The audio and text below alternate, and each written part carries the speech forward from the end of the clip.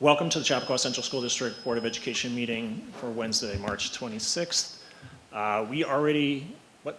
Oh, here he comes, great. Okay, we have already opened the meeting because we were doing a work session about the requirement from New York State that we add a student to our board. So we've been working on the policy for that. So yeah, and we already did the pledge. So we're gonna move ahead to my typical President's Report statement of gratitude that I always do at every meeting. And because we have guests from this organization here, I'm gonna call out the Chappaqua School Foundation tonight and just thank them for their work in supporting the district over this last year. We're gonna have some very generous grants discussed during the community update tonight. And I particularly wanted to call out Todd, who's here. He's done 6 years of service on the foundation board, and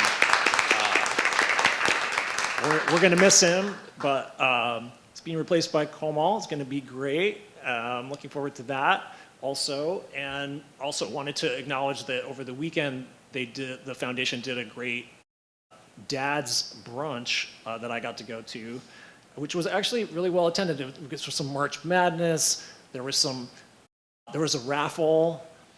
There was great attendance by the district team, and that's something I hope we can build on.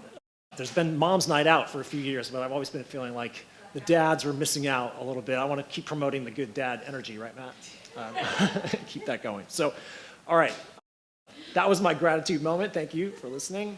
As I said on the agenda, we're going to have some of the grants talked about here in a little bit, but the main event is we're at the point in the calendar where we typically need to adopt the budget proposal so that people can take time to learn about it and make an informed vote in May. This year it's May 20th is the day of the vote. I'm sure that'll be on Josh's slides. As a reminder, each year the district team starts the process on the budget in the fall, and the board's oversight role generally starts in January. We get a budget preview at that point. The district prepares and we offer some high-level guidance to steer the overall shape of the budget. And then if you've been watching for the past few weeks, you know that as we do each year, we do a deep dive into each section of the budget in March, and we get to ask lots of questions. The board this year also each individually talked to Josh and asked a bunch more questions, and then we also added a work session yesterday to even go a little bit further into some particular spots of the budget. And as I understand it, there's been one adjustment we'll talk about coming out of that, so clearly that was a good use of our time to just really be sure that we've, got a budget that we all are feeling confident about, that it lines up with the district's strategic priorities and is fiscally responsible. So today, I think Josh is going to go through it one more time, and we'll see if there are any remaining issues before we consider the resolution. But I think we've got a community update first. So yes. Over to Dr. Ackerman. Thank you. All right, I'm actually going to turn it over to Adam Pease, who's going to introduce our major grants tonight from CSF. So, Adam. Thank you. So as you know, the CSF has the Chappaqua School Foundation has two different types of grants. They have Insta grants, which are kind of a rolling grant application that teachers submit. They're smaller, but still very generous grants, and they are approved monthly at the various board meetings. So you see those come rolling through all year, pretty much every meeting. We have Insta grants to approve.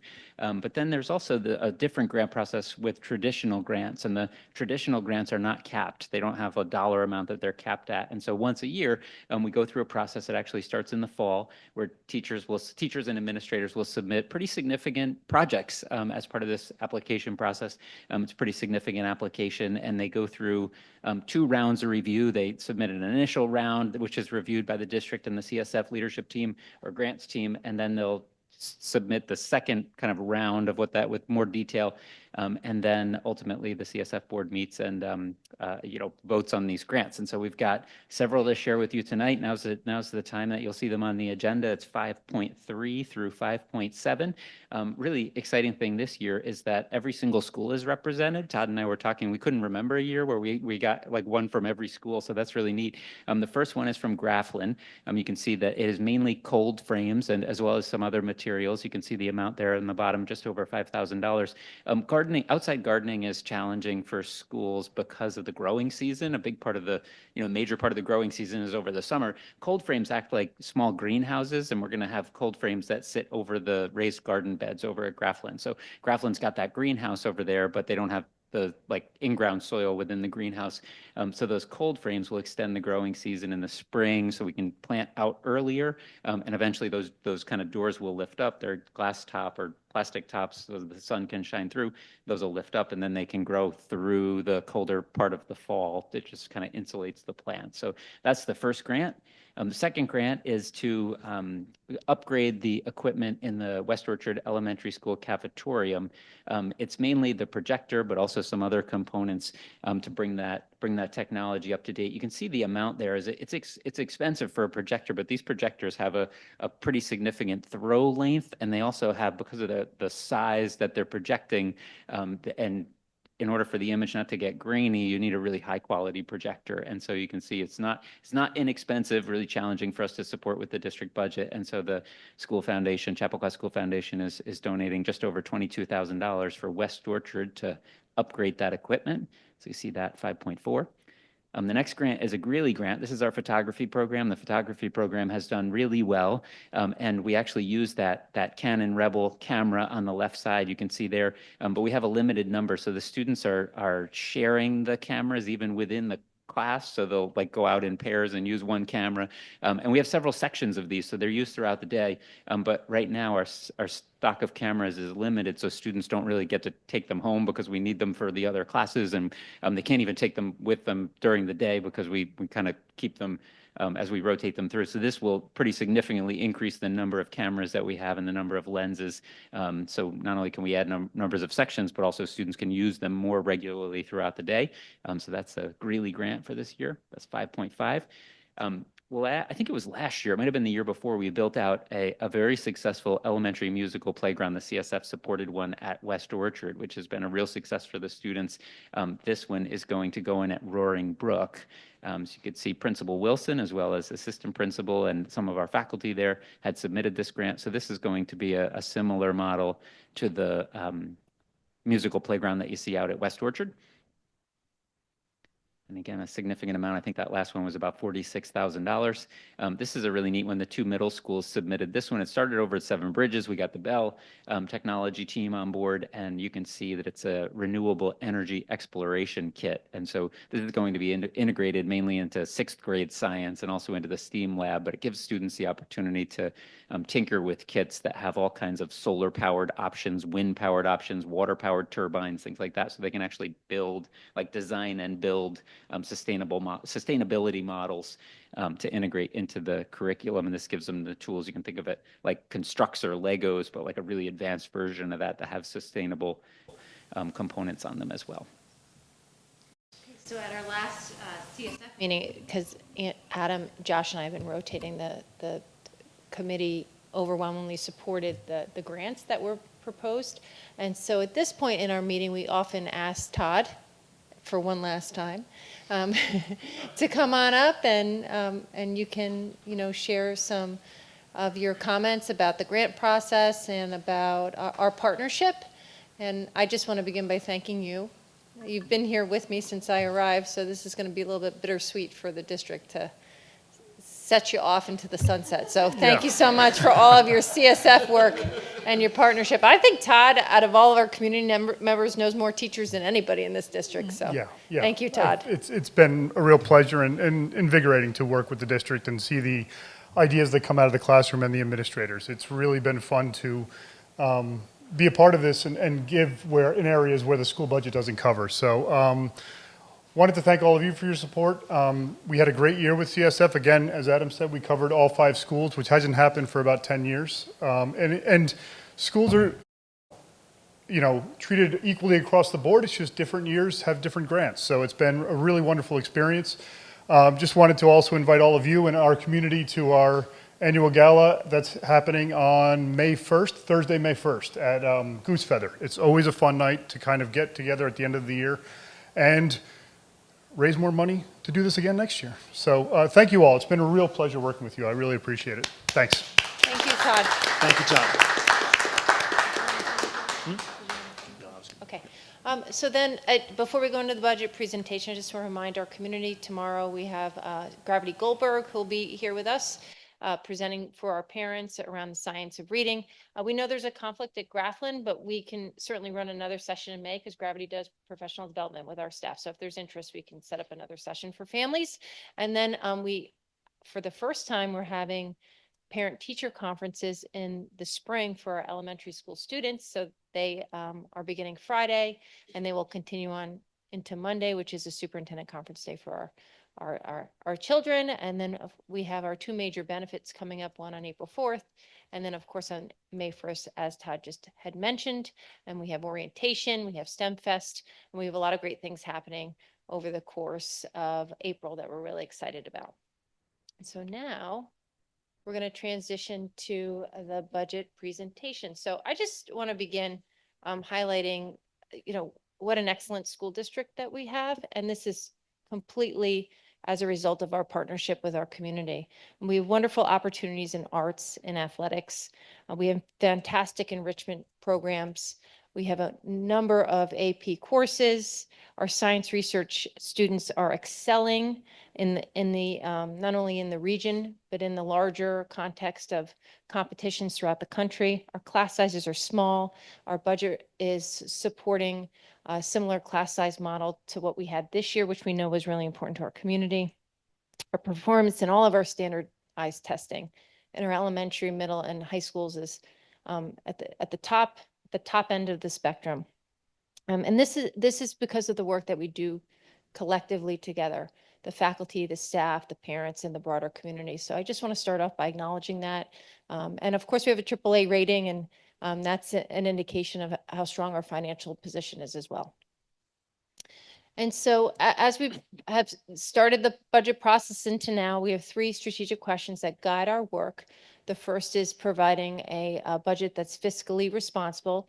The second is to ensure that we are providing the best environment for our students to learn and grow. And the third is being mindful of developing a social emotional learning pathway for our students to develop into strong, smart, empathetic, and respectful global citizens. And then we have our 5 areas of our strategic plan that we're working on. And so these 5 areas are embedded in some of the decisions that we've made this year as we've worked through the budget process. And you'll see some of this work in our upcoming slides.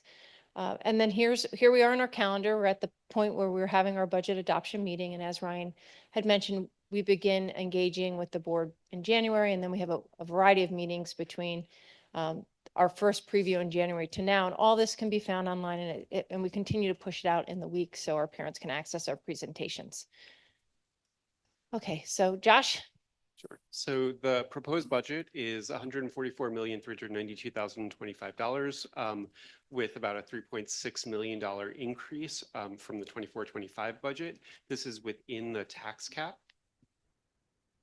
And that is a 2.59% increase. Some of our other revenue is a little bit higher in the coming school year. So the tax levy increase is 2.31%, or about $2.8 million. So now I'd like Andrew to go over our enrollment and our section projections. Sure. I know it's kind of hard to read this slide from this distance, but this is a projected enrollment for the entire district. You can see it's fairly steady going from this year into next year. There is a slight increase and then maybe a slight decrease the next year projected, and then very steady all the way through 2030. You're going to see that continued sort of steady enrollment. If you look at the elementary schools and their enrollment projections totals from this year to next year, they're very steady. You can see each grade level projection enrollments and then the average class resulting class size. All of those class sizes are within our contractual guidelines.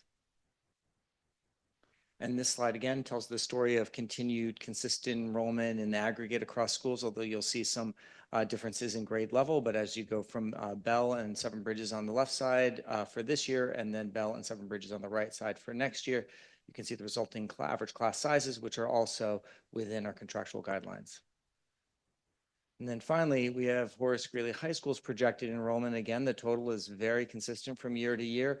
Those, one note on the projected average class sizes, the way that the complex high school schedule is built, students will see a variation in those. We won't be able to hold them right at those average class sizes as students choose one course or loaded into a portion of the schedule in one way that affects another way. So there will be variation within individual classes. Right, so now we just want to highlight a few of our priority areas that we have been talking about as we've gone through our presentation.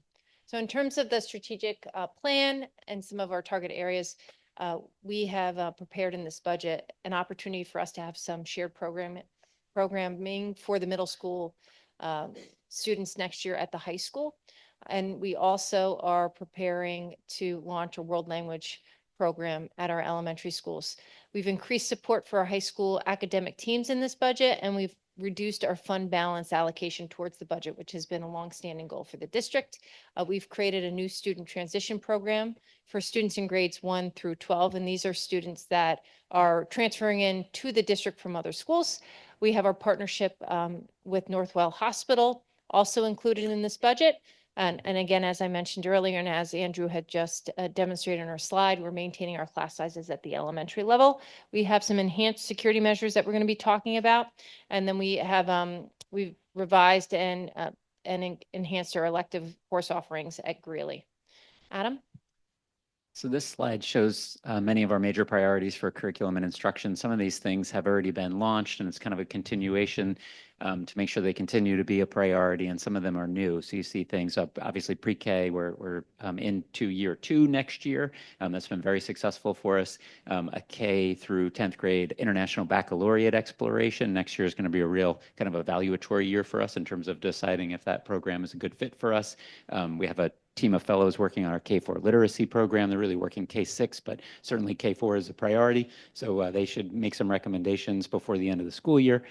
Middle school, middle school math AIS is another priority. We're currently offering that as an after-school program. So the plan for what is in this budget is to be able to fold that into having an opportunity for students to have support during the school day. We have a team looking at our 6th and 7th grade science curriculum. The state recently announced that they're going to have some more flexibility in graduation measures. So that gives us an opportunity at Greeley to rethink some of our courses that we offer.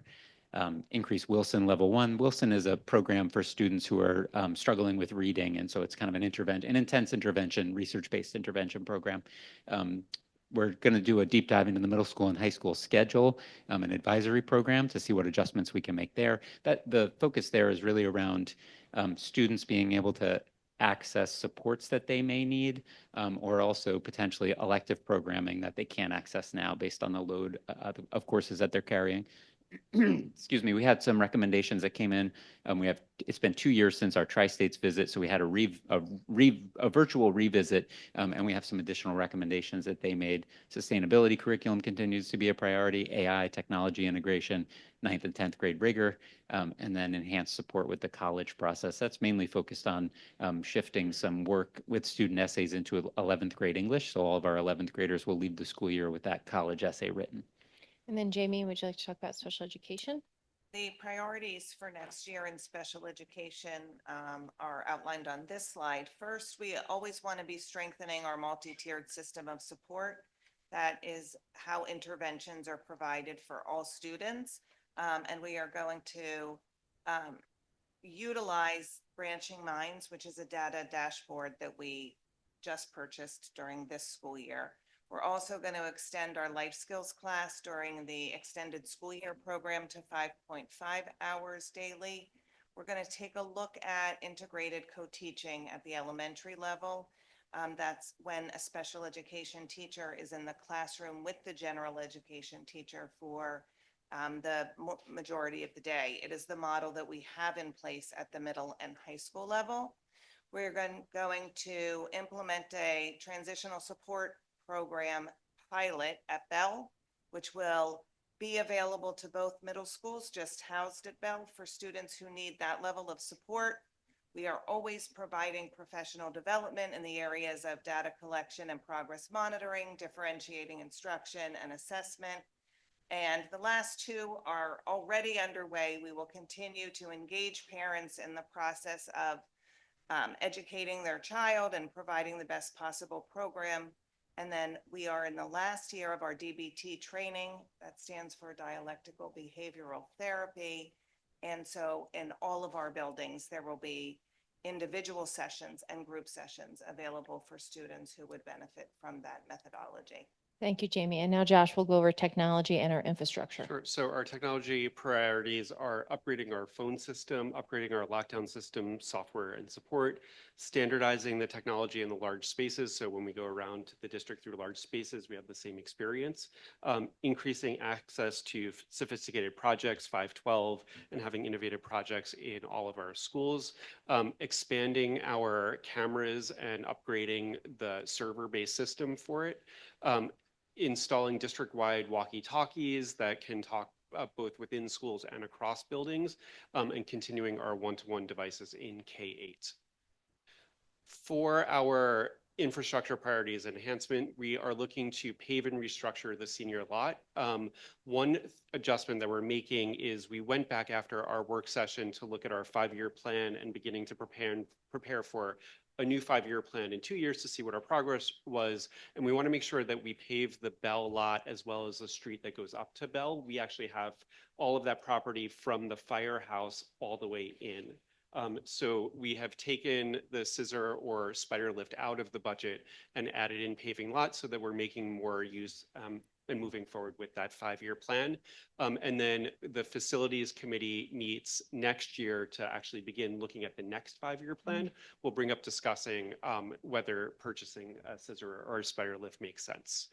We're going to be installing an armed time gate at Grafflin for community members to come in and out of those locations, maintaining current security and personnel structure. We talked in health and safety yesterday and previously looking to build a guard booth at Greeley, transitioning to hybrid and electric vehicles throughout the school district. So we've only been buying over the past years electric vehicles, and we're going to continue that cycle. Removing electric partitions in our gyms and putting up curtains, and that's a safety and also a maintenance component. Repainting our parking lots so that we have brightly colored lines throughout our school district. And then our goal is to finish a majority of our capital projects from the bond by September 1st. And then, of course, our athletic program we know is important to so many of our families. We are maintaining all of our current teams and our structure, and we're looking to potentially add based on enrollment JV boys volleyball. And then if the section passes some, they have to pass some rules that would allow us to run a modified girls flag football program. We're going to explore that as well. All right, so now we're going to go into the financial aspects of the budget. Great.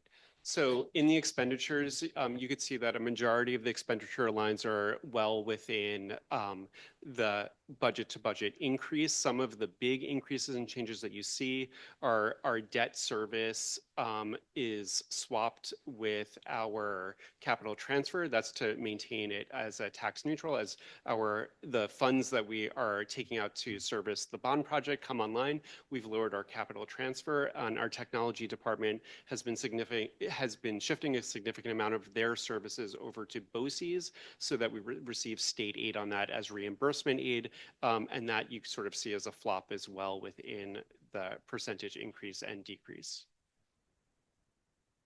And here you could just see that our salaries and benefits, which is the largest portion of our budget, is increasing by 2.87%. And all of our other categories we're keeping below inflation at 1.89%. Here, again, this is just showing that over 70% of our budget is salary and benefits, and the remaining portions of our budget is a little over a quarter of it.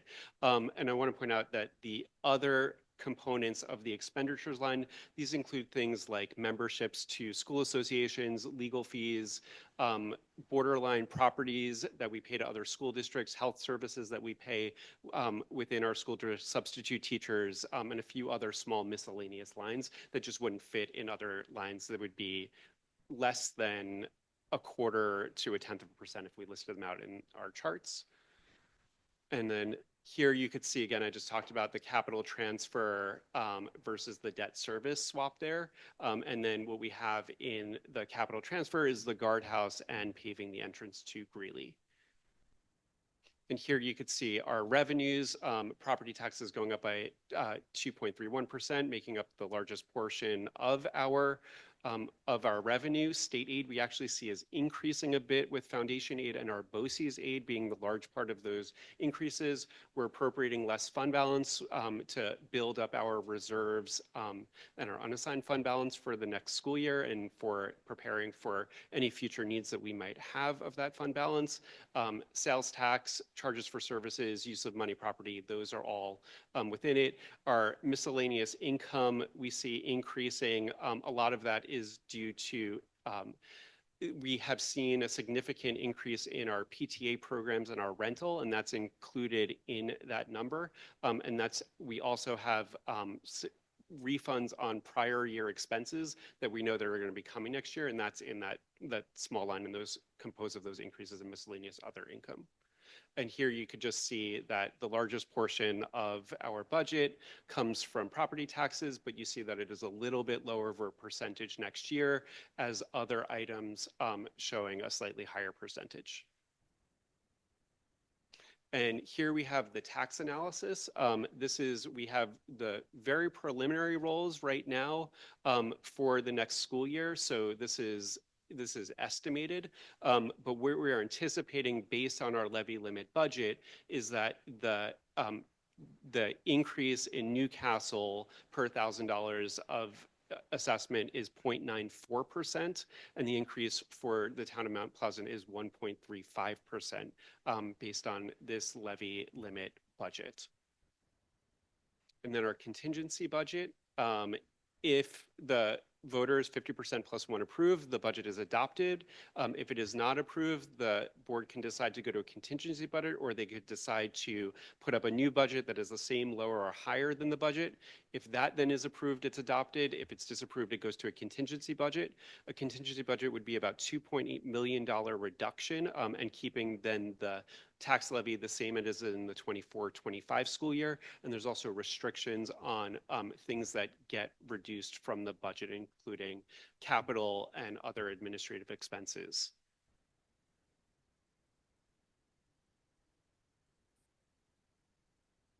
If you're not sure if you can vote in the election, all you have to do is contact our district clerk, and Lisa will be able to help you and verify your voting status. To be eligible to vote, you have to be registered for a general political election, or have voted within the school district in the past 4 years, or voted in the school board election. So you can just certainly call her and she'll help you. To vote, you have to be a U.S. citizen, residents of our school district for 30 days and 18 years of age. We also have an absentee ballot process. So again, please reach out to us and we can certainly help facilitate that for you, and to make sure that you're prepared to be able to vote on the 20th. And then I also wanted to mention we have 2 open seats on the Board of Education. So if you would like to run, all the qualifications are listed online. Please reach out to Lisa and she can help you with the petition process, and they are due to her before 5 p.m. on April 21st. And then we have a number of coffees coming up where Josh and I will be attending with 2 of our board members, where we'll be able to talk about the budget, answer questions that our families may have, as well as any other areas or topics that they would like to discuss. And so these will be pushed out by the principals as we approach the dates. And if you have any comments on the budget, you can certainly email Josh, me, the Board of Education. And Josh has been reaching out to families and community members who have specific questions on the budget, and he'll continue to do that until we've hit May 20th on the election day. So I just want to thank you, and I want to thank Josh and our team and the business office for helping prepare the budget for your consideration tonight. So thank you. That's it. Okay. Are there any questions or comments from any board members at this point on the budget? We've had a lot of time with it. Okay. Thank you, everybody. Okay, terrific. It is now time for committee reports. Do we have some committee reports? Health and safety? I thought Christine was gonna do it because she had the slide with all the eyes and stuff. Oh, I didn't put that in the, I took it down. Yeah, I was going to use it for the parent coffees. Oh, Yeah. okay. Well, we did have a health and safety meeting yesterday afternoon. We did a little walk and talk. As Josh just referenced, if we adopt this budget, we'll include the guardhouse by Greeley, which is another security measure. So we walked through yesterday with the Health and Safety Committee. We coned it out. Thank you to Mario, sort of giving us a visualization what it would look like. Then we came out into front of Greeley and sort of walked through what we might reimagine as another security layer there. We came inside, we did an anonymous vote, and then talked through what we thought about all of the options, and I think we pretty much unanimously were in favor of the guardhouse, which is obviously now baked into the budget. Anything else? It was cold on that walk over. Yeah. That's it. Any other committees that met? We had a wellness committee meeting. I kind of touched on this yesterday when we talked. But just for the public, we did another elementary walkthrough. We did an elementary walkthrough for wellness committee. We had done a middle school cafeteria walkthrough last year, so this was our elementary version. And I got to taste a soy nugget, and I would like to say it was my first soy nugget, and it was delicious. Could not tell the difference. So ask your kids if they had any soy nuggets at school, because they were good. And we looked at all the kitchens and just found that of the 3 elementaries, Roaring Brook could use a little more love and attention. So that will be our movement forward, is to see if we can get maybe a fresh coat of paint over at Roaring Brook and get some of their ovens and other equipment that need to be updated online with the other elementary schools. We didn't have this meeting, but I did want to do a little plug for the Horace Greeley Scholarship Fund, because they are hosting their annual spring benefit, and it's April 4th, that's next Friday, at 7 p.m. at the Whippoorwill Club. So if you haven't already purchased your tickets, they are still available. So you can go online and purchase those tickets or just make a donation. In that vein, I could do a quick post-mortem on the PTA math night at West Orchard please. Last week.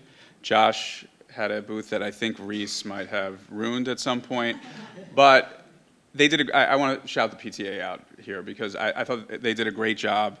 Those hot pink shirts were really truly additive to the experience, and I thought the kids had a great time. It was really well run, and West Orchard was obviously a great host, but I thought it was a really great job by the PTA. Okay, that means we're ready for public comment. We welcome public comments. In respect for each other's time, we ask that you limit your comments to 3 minutes. Board members may be contacted via email or phone. After the public comment period has been completed, board members may have a discussion amongst themselves regarding comments presented. Are there any public comments tonight?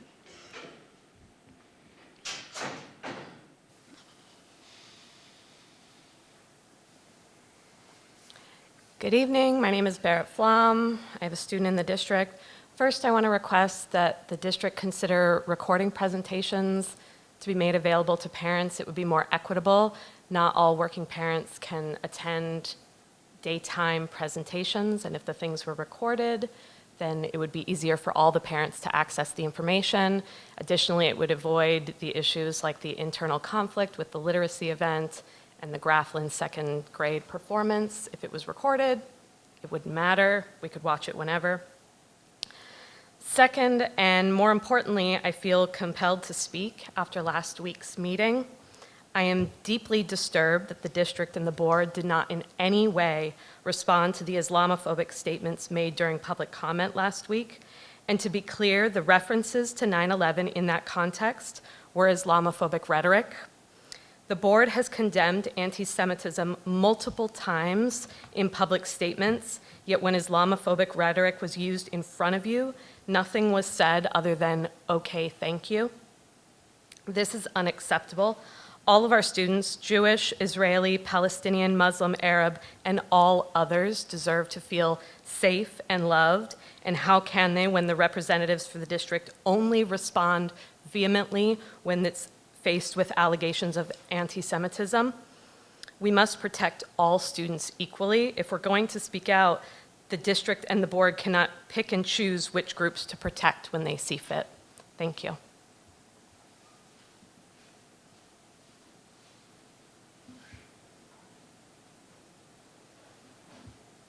Okay. Let's go to number 3, approvals and ratifications. So up first, we've got 3.1, which is accepting the minutes for the meeting from last week. Can I have a motion for that? I'll move. I'll second. Any discussion? All in favor? Number 3.2, this is policy 3035. This is the use of district trademarks. We're just making an amendment to adjust the number. Is that right? Yes. Yeah. So we just have to, we already approved this policy, but we need to number it properly. So can I have a motion for 3.2, please? Second. All in favor? Thank you. Okay, next up is 3.3. This is the resolution to adopt the proposed budget and ratifies the property tax report card for the 25-26 school year. Can I have a motion for 3.3? Do we need to do it individually? No, same? Yeah. Can I have a motion for 3.3? I'll move. I'll second. Any discussion tonight? I do want to just make a comment. Please go ahead. So I just wanted to say that I really appreciate the budget process, and I know that before the different departments come to the board meeting to present each week in March, that there's conversations that start like back in the fall. And then, we have a little preview of it in January, and then in March, we have a meeting every week to go over and listen to all of your presentations. So I just want to say thank you for that. And I did want to also say that I wanted to comment that I did feel like this year, the budget process was a little shorter than usual in past, in the timing between the time that the last presentation and the day that we adopt the proposed budget. And I think usually and historically, it's been about 1 to 2 weeks in between the meetings, if I'm correct. And it could also be because last year we had a lot more discussions around just everything because we were trying to go over the cap initially. And so we wanted to give a lot of information trying to explain why that was the thought. But just to say that I think, and I've requested and I've had a conversation with Josh and, I've talked to Christine also, that I think that I would strongly suggest looking at the process in how we're going to schedule all of that and just give ample time for community and really the board to not only consider for ourselves in when we adopt the proposed budget by the superintendent, but give a little time to breathe and just have the community be able to absorb everything that just was presented in like consecutive weeks in that very busy March for us, so that if you were to present for 4 weeks, then we would give a little bit of time. I mean, granted that we usually have spring break at some point, and making sure that we have to follow whatever the mandated number of days, right, Christine, is that the community have enough time to not think about if they're going to vote yes or no, necessarily, because that doesn't come till May. They have a lot of time to think about that, but it's more about having time to give the board feedback, right? And because I think as it comes, sometimes, and it's true for myself, you don't realize or you don't put 2 and 2 together until you're watching the presentation or it's being presented to you, you're actually talking through it. I had proposed that extra budget workshop. I really appreciated that. I think that was very helpful to all of us. And I think the more time there is to sort of like take in the information and then have a little bit of time to then think about it, observe, and do your own research, ask questions, whether comments, concerns, whether it's to the board or the administration, I think it'll be beneficial to us because, again, we as board members, as private citizens, have more time to think about how we're going to vote, just like the rest of the community does, right? Because we're taxpayers also, until May. But I think as a board, I think it'll be nice to just collectively give everyone some time after giving a lot of information out to say, hey, okay, we did all our presentations, the different departments came, the administrators spoke, the directors spoke, and now you really have time to just kind of put all of this together and think about it and contact the business official, contact the superintendent, contact anybody on the board, and just ask your questions, ask your questions, speak about your concerns and what your thoughts are. And then the board would have that time for feedback from the community. Because I think this quicker turnaround made it a little bit initially hard for me to feel truly confident about adopting. But I want to say, especially after that work session, I feel better, but I wanted to just, again, it's not necessarily always like what's wrong with the budget. It's more about having enough time to digest and just process all the information that's been given from week to week. It is a lot. It's a lot because you put it all together, but it's a lot to take it in as well and to think about it. And you want community members to talk about it in a serious way. So that's my recommendation and suggestion for next year. Other discussion or comments? Hillary? I guess just very briefly, as we're voting to adopt momentarily, I just wanted to, give my rationale why I think this is a very good budget. There are things that we've been talking about for a number of years, such as putting a world language program in the elementary school, which I know has been feedback we've gotten from a lot of families. That's something they want to see that we're able to get in this next budget. We, based on feedback not only from our families, but from our faculty, last year were able to make the class sizes K-8 considerably smaller, and we've been able to maintain that this year through the budget, which I feel good about. And some of the biggest adds, if you will, this year were around student mental health and emotional well-being with the Northwell program and the TSP pilot program at the middle school level. And that's an area that we've heard a lot about, not only from experts, but from concerned constituents, and I wouldn't even just say parents, but constituents in our district about the mental health of our kids. And so I feel really good about that. And I want to also thank Josh and his team, because the other thing that I think this budget does is, to the best of anybody's ability, and who knows, protects us against some of the unknowns out there, which is a concern that, I've been voicing, and I'm hardly alone in that we're preparing as best we can to protect against some of these unknowns, in that we're protecting our fund balance and trying to re-bolster it, that we're looking to take advantage of both BOCES and collective purchasing opportunities whenever we can.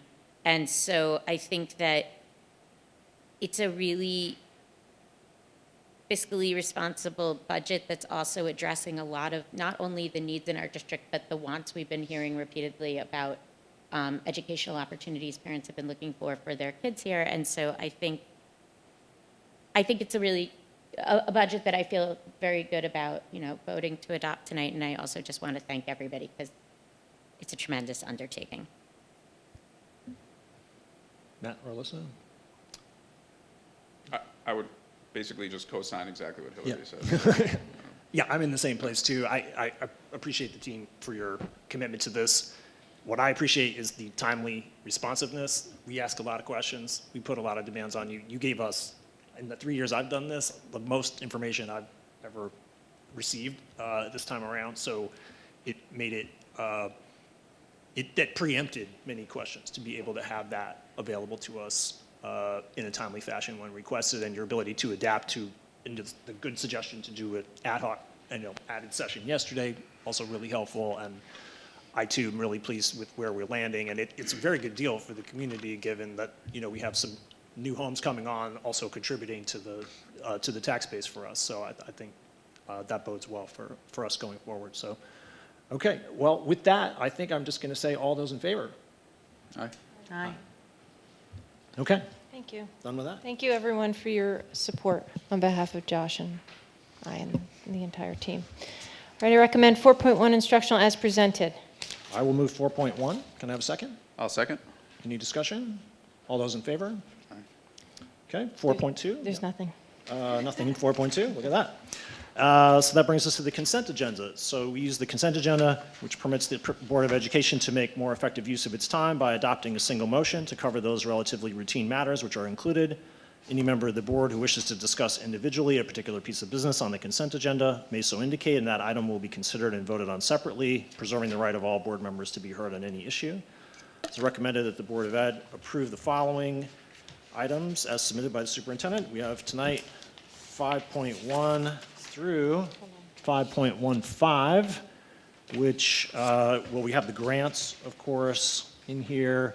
We have, what else? We have some of our cooperative service agreements in here, and the typical CSE minutes. Does anyone want to remove anything tonight? Okay, can we have a motion then for 5.1 through 5.15? I'll move. I'll second. All those in favor? Aye. Okay, Can we discuss a couple things? yeah, go ahead.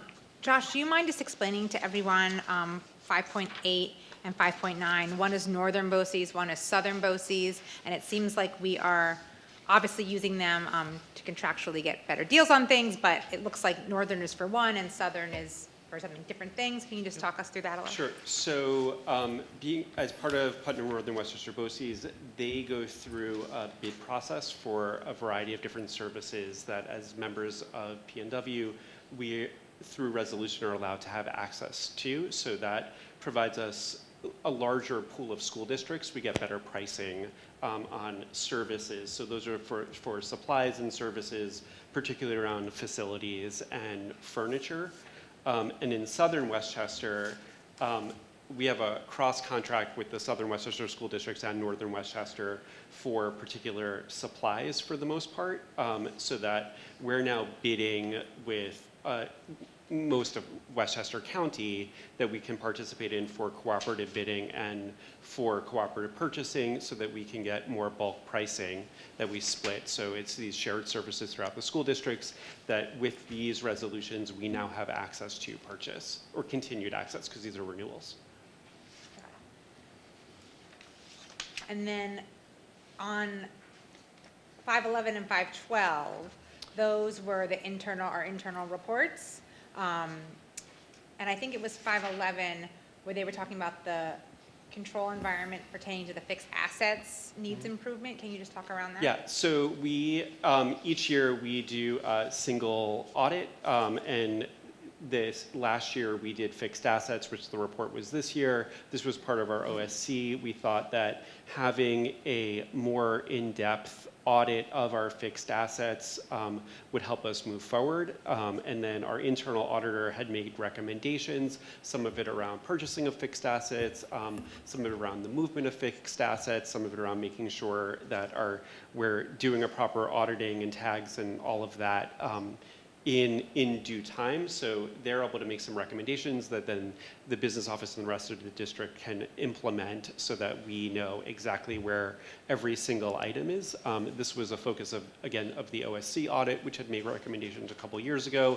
Now this gave us a pathway forward and some sort of to-do list items to make sure that we have good asset control for our school district. And these 5.11 and 5.12 were discussions with the audit committee. We now have their final reports, and the board is approving the final reports. Great, thank you.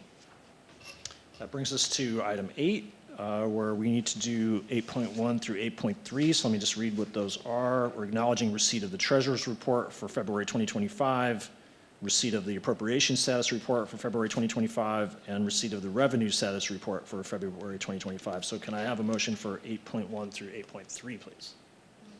Second. Any discussion? All those in favor? Aye. And our notice of future meetings. The board will meet on April 22nd at 9 a.m. for our required BOCES budget vote and election. That'll be at the Ed Center. And then we'll be together back here on May 7th at 7 o'clock for the budget hearing and the Chappaqua Library budget presentation. And so with that, can I have a motion to adjourn at 7:51? I'll move. Second. All in favor? All right. Thank you, Thanks, everybody.